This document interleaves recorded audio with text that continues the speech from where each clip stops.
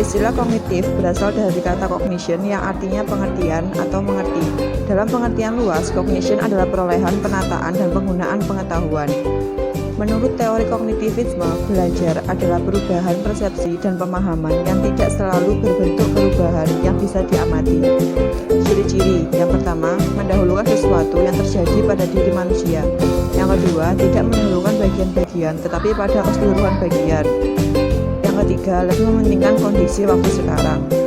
Tokoh-tokoh aliran kognitivisme, yang pertama Jean Piaget, yang kedua Jerome Bruner, yang ketiga Ausubel, yang keempat teori Gestalt yang terdiri dari Wolfgang Kohler, Kurt Koppka, dan Max Wedemeer. Jean Piaget, proses belajar terjadi menurut tahap-tahap perkembangan tertentu sesuai dengan umur anak. Yang pertama, tahap sensorik motor yang terjadi pada 0 sampai 2 tahun. Pada tahap ini kita berkembang melalui pengalaman dan panca indera. Otak kita melihat, merasakan, mendengar, mencium, dan menyentuh hal-hal di sekitar kita. Untuk melakukan hal yang lebih, kita belajar duduk, merangkak, berdiri, berjalan, bahkan berlari. Seiring berkembangnya kemampuan kognitif, kita bisa melakukan hal sesuai dengan pikiran kita, mulai dari memegang barang, bermain, bahkan menemukan boneka yang disembunyikan ibu di tempat biasanya ibu meletakkan boneka tersebut. Namun, pada tahap ini kita hanya bisa memandang dunia dari sudut pandang kita sendiri. Hal ini disebut egosentris. Yang kedua, tahap praoperasional yang terjadi pada usia 2-7 tahun. Pada tahap ini, kita memiliki banyak fantasi dan percaya akan benda hidup. Tahap ini, kita belajar berbicara dan memahami bahwa kata-kata, gambar, gerakan adalah simbol untuk melakukan sesuatu yang lain. Pada usia 4 tahun, kita cenderung memiliki banyak pertanyaan yang sangat ingin tahu segalanya. Kita bisa menyebutnya keahlian primitif. Yang ketiga yaitu tahap operasional konkret yang terjadi pada 7-11 tahun.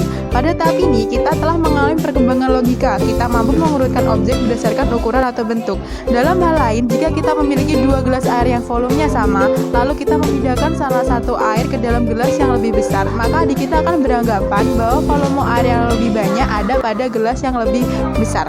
Hal ini sama seperti konsep 3 ditambah 5 sama dengan 8 dan 8 dikurangi 3 sama dengan 5.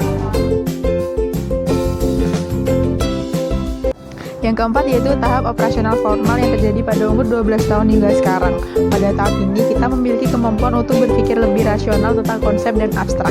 Suatu konsep seperti sukses dan gagal, cinta dan benci. Kita juga memahami tentang perilaku orang lain. Akibatnya kita bisa menjadi lebih berbelas kasih kepada orang lain. Otak kita juga dapat melakukan penalaran induktif, yang berarti kita dapat membandingkan dua pernyataan dan mencapai logika, serta beberapa mulai melihat halayak hayal.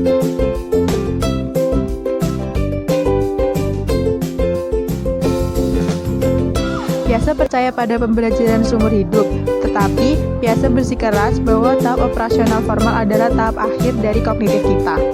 Minat Piaget yang pertama adalah binatang, lalu ia menerbitkan karya ilmiah pertamanya tentang burung pipit albino. Pada tahun 1920, ia mulai bekerja dengan tes kecerdasan standar. Dia menyadari bahwa anak-anak muda melakukan kesalahan secara konsisten yang tidak dilakukan oleh anak yang lebih besar. Jerome Bruner, proses belajar lebih ditentukan oleh cara kita mengatur materi pelajaran dan bukan ditentukan oleh umur siswa. Menurut Bruner, ada 3 model pembelajaran. Pertama, enaktif, anak-anak melakukan eksperimen secara langsung dengan objek. Kedua, ikonik, anak-anak hanya perlu mengamati objek, misalnya dengan gambar. Ketiga, simbolik, anak-anak menggunakan simbol, berpikir logika, serta berdiskusi dengan orang lain. Selanjutnya adalah gaya belajar. Pertama, kinestetik, atau belajar dengan bergerak. Kedua, visual atau belajar dengan melihat. Ketiga, auditori atau belajar dengan mendengarkan. Teori Ausubel. Proses belajar terjadi saat siswa mampu mengolah pengetahuan yang telah ia miliki dengan pengetahuan yang baru saja ia dapatkan.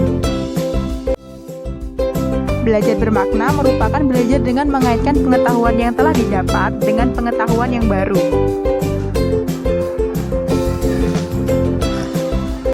Secara sekilas, kita akan sulit untuk mengingat angka ini, akan tetapi jika diinterpretasikan menjadi 17 sebagai tanggal kemerdekaan, 08 menjadi bulan kemerdekaan, dan 1945 sebagai tahun kemerdekaan. Kita akan lebih mudah mengingat angka-angka tersebut. Belajar hafalan adalah belajar dengan hanya menggunakan daya ingat, misalnya menghafal perkuliahan.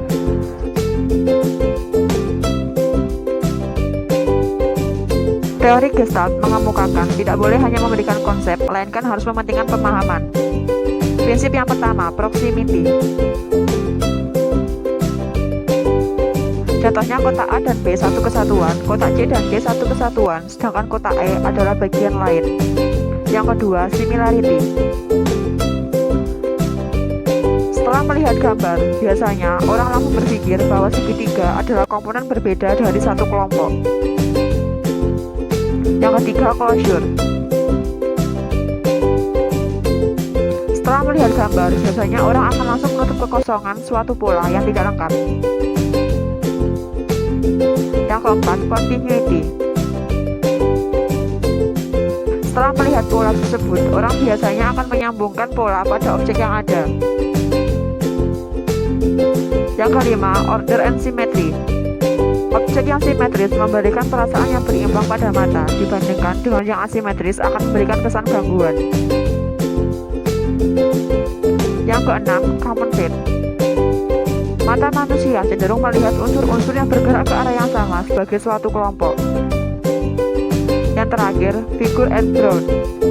Mata akan memisahkan seluruh objek dan akan memahami apa yang kita lihat, terutama saat objek dan background ditampilkan bersamaan. Yang selanjutnya adalah kekurangan dan kelebihan aliran kognitif. Yang pertama, kelebihan. Kreatif dalam memecahkan sebuah permasalahan. Mandiri artinya menyelesaikan masalah tanpa bantuan orang lain. Daya ingat memaksimalkan ingatan mengenai materi yang telah dipelajari. Mudah mengerti karena cara yang digunakan dipilih oleh dirinya sendiri. Yang selanjutnya adalah kekurangan. Yang pertama, kesulitan dalam mempraktikkan secara langsung. Yang kedua, pengajar harus benar-benar memastikan bahwa peserta didik sudah dapat memahami materi.